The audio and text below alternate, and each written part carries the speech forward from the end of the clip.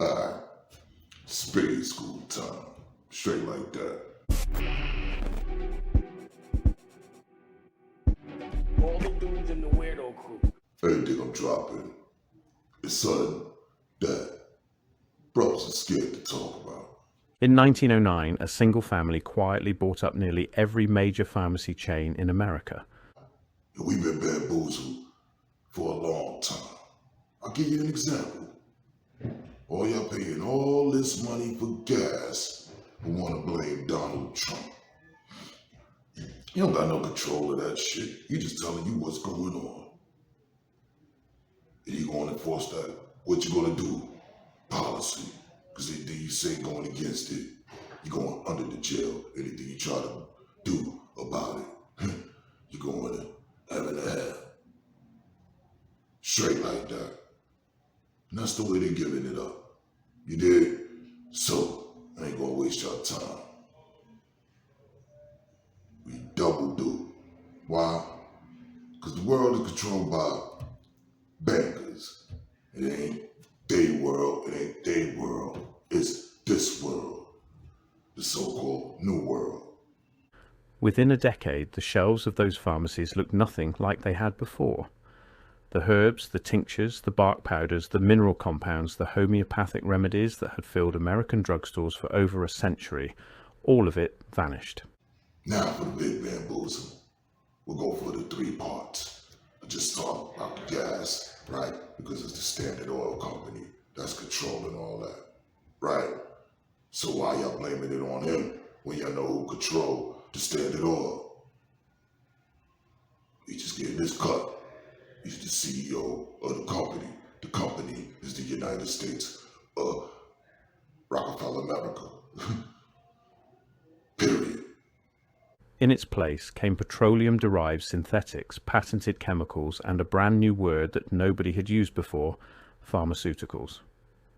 The men who pulled this off were not doctors, they were not chemists. They had no background in healing whatsoever. They were oil refiners. By 1925, the same family controlled the medical schools, the licensing boards, the journals, the hospitals, and the very definition of what counted as medicine in the United States. There's 2 teams. See, the bankers finance the business runners and use the scientists to control the narrative. Anything that did not come from a Rockefeller-funded laboratory was relabeled as quackery, witchcraft, or fraud. Doctors who refused to prescribe the new chemical drugs lost their licenses. Schools that taught the old methods were shut down or starved of money until they closed. Alright? It's just that simple. Part 2. What we do is give you the education we want you to learn. That's why everything is in test. And the test is to see if you're under our full control. That's why you're being tested. Alright? Some had basements full of pharmacy equipment that did not match any catalogue of the era. Whatever was on those original shelves, whatever knowledge filled those leather-bound formularies, whoever built those strange old buildings, it was all replaced in the span of 15 years. So the same one that control the Standard Oil, control your Board of Education. And the replacement is what we now call modern medicine. Alright? So what else you think you're gonna learn? That's why we get the same recycled information that y'all kids getting now, my grandkids getting now, that I done got and my parents done got back in 1950 something. Straight like that. To understand what happened in 1909, you have to understand what came before it. And what came before it was a country that did not look anything like the one in the history books. In the 1880s, every American town of any size had a pharmacy. Not a chain pharmacy, not a corporate pharmacy, a real one, run by a man called the apothecary. He compounded medicines on site, he grew or imported his own herbs, he kept ledgers of every patient, every formula, every reaction. He answered to no government license because no government license existed. Now, the biggest bamboozle, and this is just the first 3, I'm going to drop.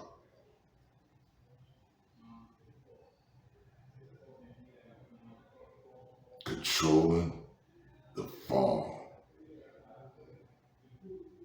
And I ain't talking about just farm, animals, pigs, and all McDonald's and all that shit. No. I'm talking about that other farm. He was trained by another apothecary who was trained by another in a chain of knowledge that stretched back further than most people realise.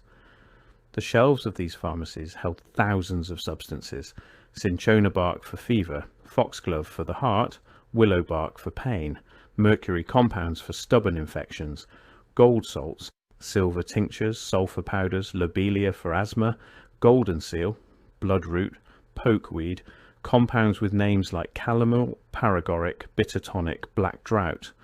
Some of these worked, some of them did not, some of them were dangerous, but they had been used, refined and passed down for generations, and the pharmacies themselves were beautiful. Walk into any photograph from that era and you see vaulted ceilings, polished hardwood, brass fittings, stained glass, marble counters, hand-blown glass jars labelled in Latin and Greek. The buildings looked like cathedrals of healing. Many of them had been built decades earlier in a style that historians now lump under terms like Italianate, Beaux-Arts, or Second Empire. The level of detail in the masonry, the quality of the materials, the precision of the joinery, none of it matches the population, the labour force, or the industrial capacity that the official record claims existed at the time of construction. Walk through small towns in Ohio, in Pennsylvania, in upstate New York, in Tennessee, and you will still see some of these buildings standing. The pharmacy is gone, the bank is gone, the opera house is gone, but the shells remain, and they do not match the dirt road, horse and buggy America that school books describe.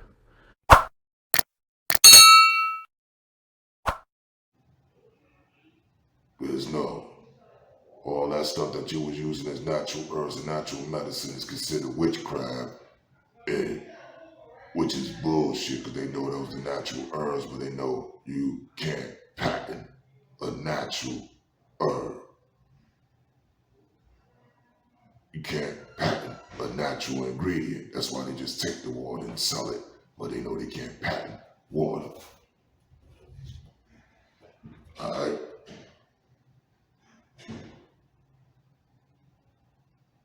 So they'll do what you don't know to gas you. And they took all the pharmacies, not some, not half, all of them.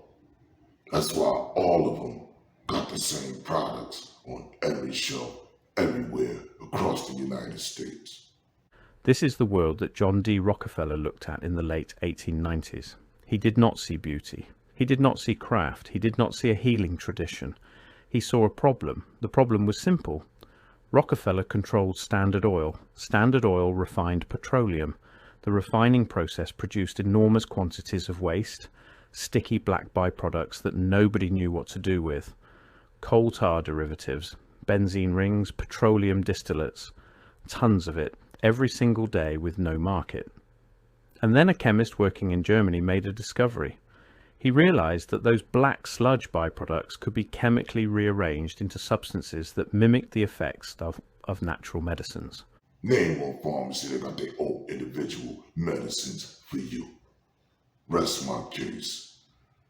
So you've been bamboozled. And what they did is use the garbage from what didn't work for the oil that they was using, and mix it in the products and put it on the fucking shelves for all our babies and older people to consume. The molecules were not the same. The bodies of patients did not respond to them in the same way. But they were close enough to fool a doctor and patentable in a way that herbs were not. You cannot patent foxglove. You can patent a synthetic copy of foxglove. Rockefeller saw what this meant immediately. The waste from his refineries, the trash he had been paying to dispose of, could be turned into the most profitable product in human history. See, you don't want to hear from me that researched this shit for years. You dig? You rather hear from somebody that's going to sell you a dream, and the skill still ain't open yet. But only if the existing pharmacy system was destroyed first. As long as Americans walked into apothecaries and bought tinctures of real plants for pennies, there was no market for $10 bottles of synthesized petroleum compounds. So in 1901, he set up something called the Rockefeller Institute for Medical Research. On paper, it was a charitable foundation dedicated to advancing science.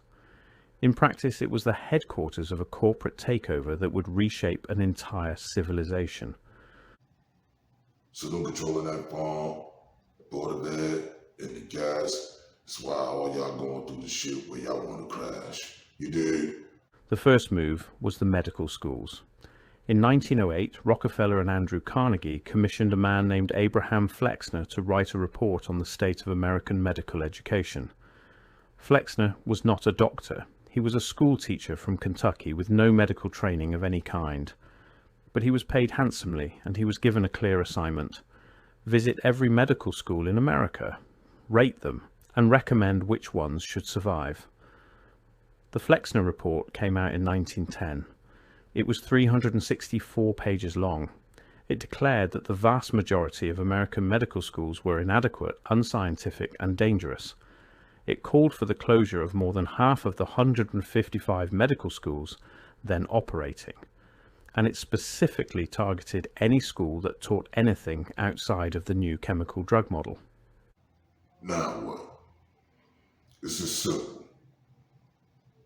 Gotta use different ways of traveling. Roller skates, bikes, something. Do what it do.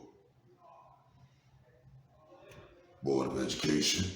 Yeah, you gotta get them the answers that they want in school, but know the real answers from your people in your family and your community at home.